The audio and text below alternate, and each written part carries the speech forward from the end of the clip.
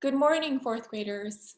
This week we are going to transition back to social studies. The week prior to doing science, we were looking at how the California missions affected the lives, the traditions and beliefs of the native Californians who were living there. So we're going to continue looking at how the impact of the missions had on the California Indians based on the environment they lived in and the economy of California. So behind me you see El Camino Real, all of the 21 missions that were built on the coast of California. So we're going to look and see how they impacted the economy and the environment. So I'm going to share my screen with you.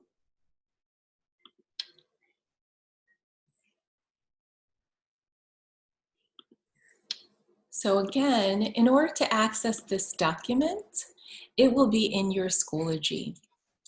If you look in your upcoming on your right-hand side, you'll see Social Studies 4.2b. My class says Social Studies 4.2b, week of April 20th. Yours might just say Social Studies 4.2b. That's the document that you need in order to follow along on the lessons on the YouTube channel. Once you get to the assignment, go ahead and click on the document and it'll come up here. So make sure you put your name, your teacher, the date. So there's three essential questions that we generally want to answer by the time we finish looking at these primary and secondary source documents.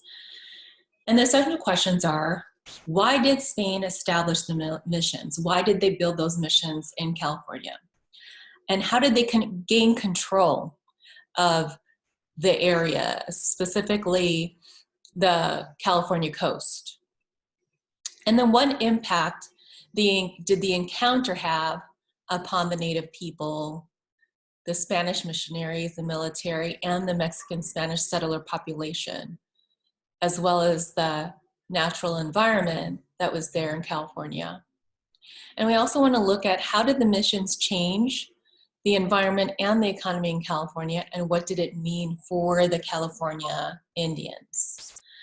So for day one, we're actually going to be looking at three sources. So you'll see day one, April 20th, we're going to be looking at inhabitants of California and the respective dresses, which is a drawing.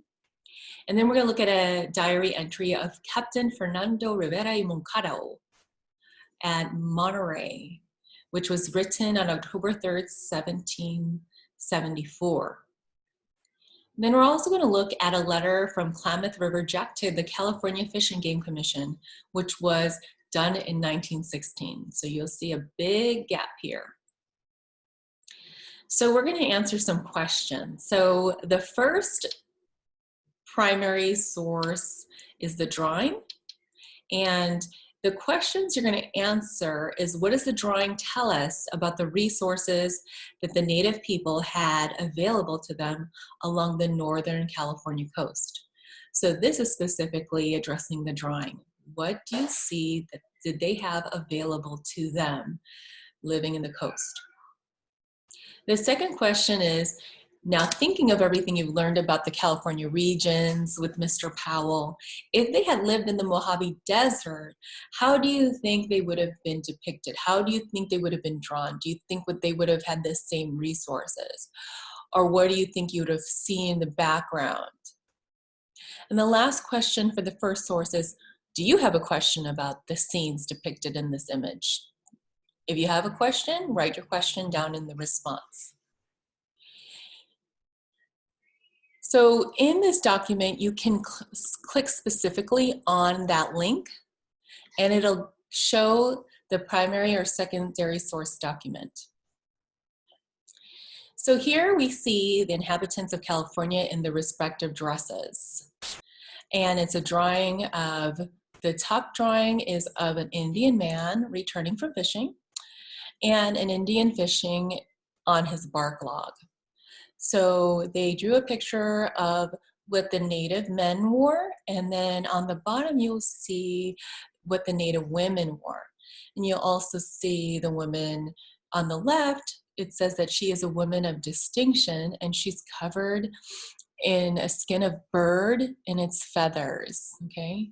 On the right-hand side, you'll see an Indian woman in ordinary deer skin, which is her dress. If you look at the backgrounds of the different pictures, you'll notice that they're in a different environment. You can see these gentlemen are definitely on the coast. If you look at this one, you can see that these women are elsewhere, okay? You can see what region is behind them. I'm not going to tell you because you guys know this. And you can tell by what they are holding and where they are, what kinds of tools did they use and what kinds of animals did they make use of as part of their resources. So this drawing gives us an idea of the two ways the Native people in California hunted for food. They were hunting animals, of course, with a bow and arrow, as you see in the Lady of Distinction on the left-hand side. And they were fishing and trapping animals in the ocean. So you can see that gentleman above holding the fish. And then also a gentleman on a bark log, which is another word for raft, in the ocean. So they're probably looking for traps there. So typically the men hunted and fished, and women would just harvest the plants, seeds, and berries and other foods. Native people used as much as possible of the plants and animals that they harvested. They never wasted things.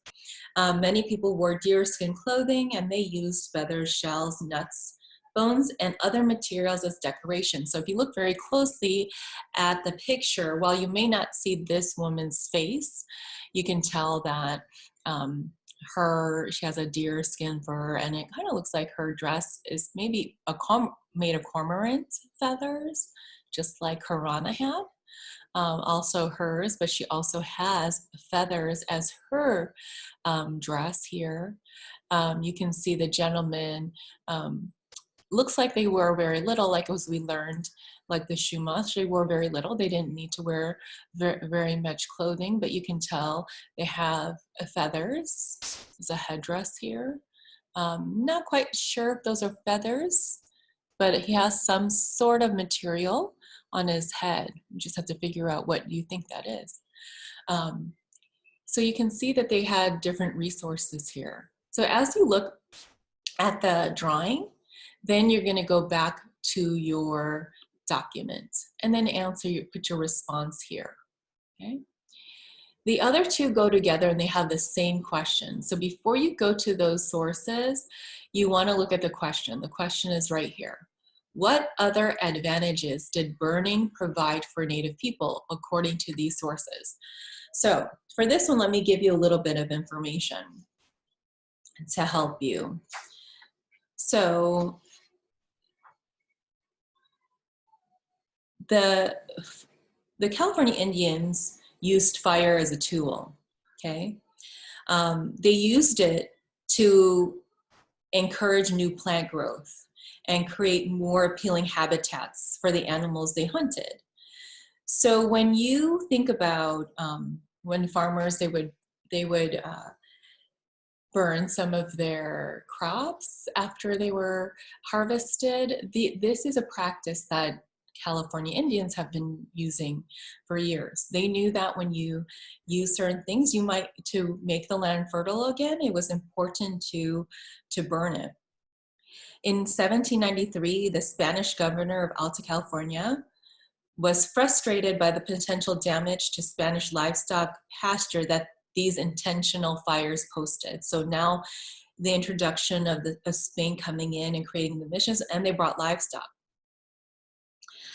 Native people who continued this traditional land management technique were sometimes punished. So if they got caught creating that fire to some pasture, they would get punished. As Native people's natural food supply diminished, some shifted their diet to include foods introduced by the Spanish, such as wheat and beef.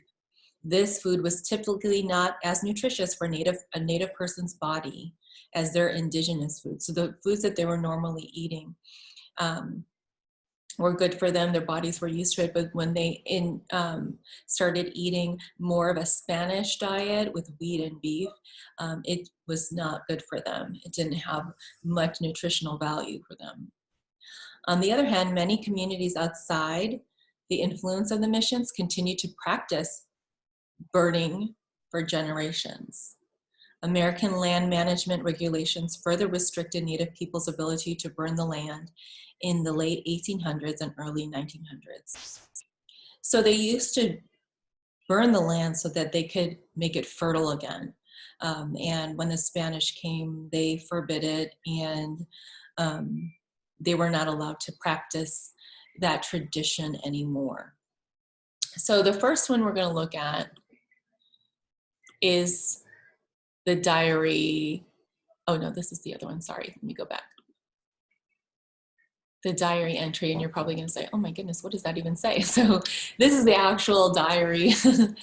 Okay, I'll tell you what it says. Okay, so for this one, it says, he's writing that they set fire, so that he's talking about the California Indians, set fire to the brush so that new weeds may grow to produce more seeds. Also to catch rabbits that get confused and overcome by the smoke.